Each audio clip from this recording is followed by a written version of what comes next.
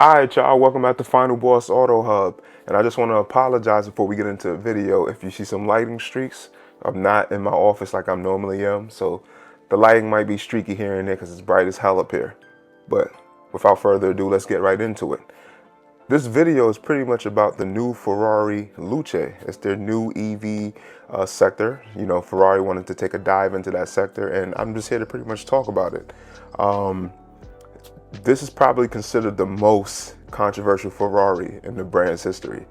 Like, it completely deviates from the aggressive, low-slung, internal combustible engines that Ferraris normally develop and make, right? And of course, the brand purists and critics debated about the exotic looks of the vehicle. All right. Here are some key specifications about the vehicle and some keynotes that you probably would want to know and hear about before I continue going into it. The powertrain is a quad motor, electric all-wheel drive system that's delivering about 1,035 horsepower, which is impressive. The acceleration is 0 to 60 in 2.5 seconds. The battery and range is roughly about 122 kilowatts battery, and is delivering, or I should say yielding, over 329 miles of range. Pretty good, right? And the interior is pretty much classified as like a clean layout, blending tactile physical buttons with digital screens. So a little bit of retro, a little bit of futuristic, and high quality aluminum and leather. Now, according to Ferrari, its interior is widely praised for its retro aesthetic and tactile features, and this is something that everybody's talking about regarding its interior. Now, the alarming thing about this car is this thing is actually priced around $640,000. Yes, you heard that, $640,000. Let me repeat it, $640,000. That's outrageous. That's outrageous, but let's continue going into it. Remember when I said earlier that brand purists and critics debated the exotic looks of the vehicle? Let's cut the lights on. To be honest, I don't blame them. Like this is an ugly ass car. Like, I'm sorry, this car is ugly. I'm not sugarcoating anything. Like, look at it. I'm probably gonna put it back on the screen, but look at it. This car is hideous.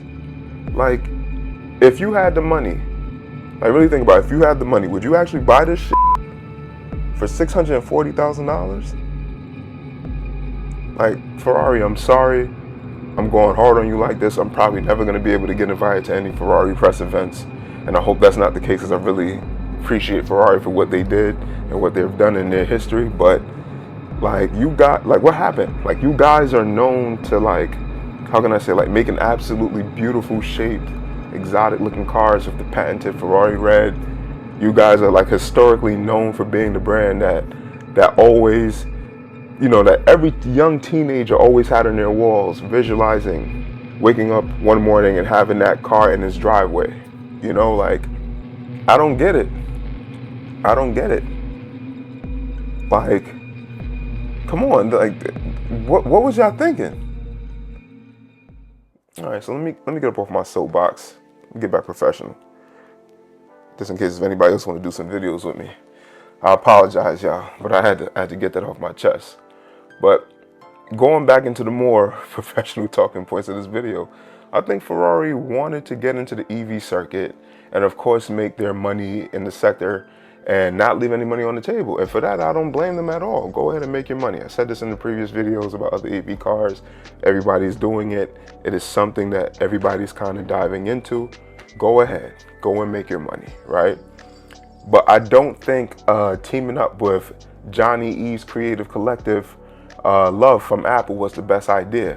I mean, yes, he did help develop and shape the how can I say, the iPhone, but what does he know about, you know, building cars? You know, if you wanted to get some tips, you wanted to get some ideas, why not? But to be honest, this is not a good look. This is not a good look. You know, like, yes, the performance of the vehicle is what to be expected from a Ferrari, but the exterior is lacking that je ne sais quoi, that thing that makes it a Ferrari. And you guys all know what I'm talking about. You used to look and see Lamborghinis, Ferraris, Porsches, all Celine, all these crazy cars in those car books back in the day, and it just had this look to it. Futuristic, supercar looking, look hella fast.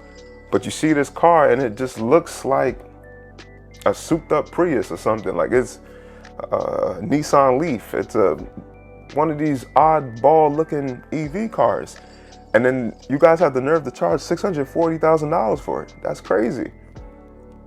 I mean, you know, like, the more and more I think about it and look deeper, there are other cars that you can get with this type of performance that have both the looks, the design, the performance, and it's probably even cheaper than this Ferrari. Like, for instance, the SU7 Ultra coming out of China. That thing is hella fast.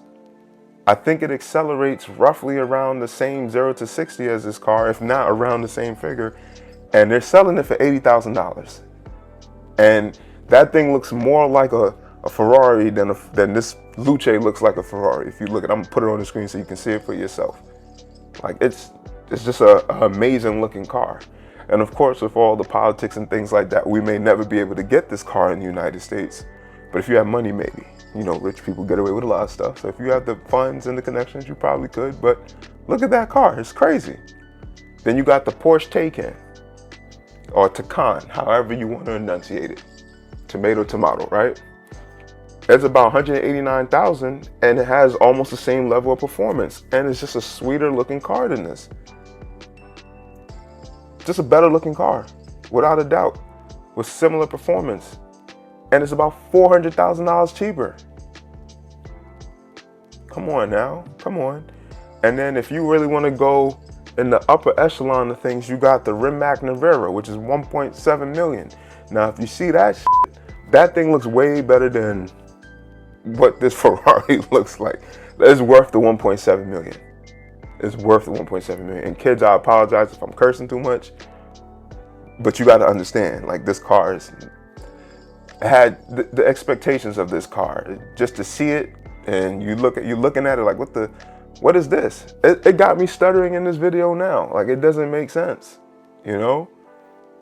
Like, so, look, after showing all these cars and mentioning them, and if you have the money and comparing it to this Luce, now tell me, are you still taking that Rari? Because if you say yes, then you got it. You're super purist. That's your brand. You're not taking anything over it. You got it. But I feel like most folks will not take the Luce over any of these cars that I just mentioned. And then, like, to top it off, like, I'm sorry, I'm gonna get back on my soapbox, all right? Let me take my glasses back off. And to top it off, you have all these celebrities in this press release commercial video, all these different celebrities coming and looking at the car and touching it like mimes, and like, and Lewis Hamilton, I know Ferrari's cutting you a check, because that's the only reason why. I know you know that car is ugly. You know what I'm saying? Come on, Lewis, stop playing. You know that car is ugly. Don't admit to it, because I need you to keep your job and to keep getting those checks. But I know you really don't mess with this vehicle like that. You can't tell me any difference, you know? Get back off my soapbox. But, you know, I think Ferrari, I think you guys should really take the time and contemplate and really, you know, really look at some different renderings of the vehicle and possibly contemplate redesigning this vehicle before you put it out, because the critics, the reviews, the look of it is if you got lower brands that are making cars that looks way better than this and could almost perform in the same, you know, in the same level of performance of this, then you really got to think about, is this the car fitting the Ferrari name and releasing it? Because to be honest, ultimately, I think this would be a mistake and a mark on the brand's legacy if you guys go through with it. This is just not a good car. And every brand have their hit and miss, right? Every brand has their hit and miss. It happens. But I think this is just a severe miss on Ferrari's end. This car does not look good, you know? So that's just my opinion. I know folks are probably gonna say, well, you went too hard. I wasn't trying to. I just felt like this was needed to be said, you know? So Ferrari, get back to doing what you normally do. Redesign those cars, build cars that we all dream about, you know, owning at one point and being able to drive on the highway on a Sunday morning or just road tripping in something that's fast, loud, super innovative, you know, something that everybody else wish they had. Get back to building the type of cars like that, and I think you'll be good. All right? Listen, if you guys think I'm wilding out, if you think I'm jumping out the window and making a fool of myself, comment, like, subscribe. Let me know. Let's have a debate. I'm with for the debate. I love talking about cars. Let me know if I'm going too hard or if I'm missing something or not quite getting what Ferrari is trying to do with their vehicle. Just let me know. All right? You know, like, subscribe, comment. Once again, thank you all for tuning in. You know, I still got more videos coming out, still got shorts coming out, still doing my thing. Thank you for the support. Final Boss out.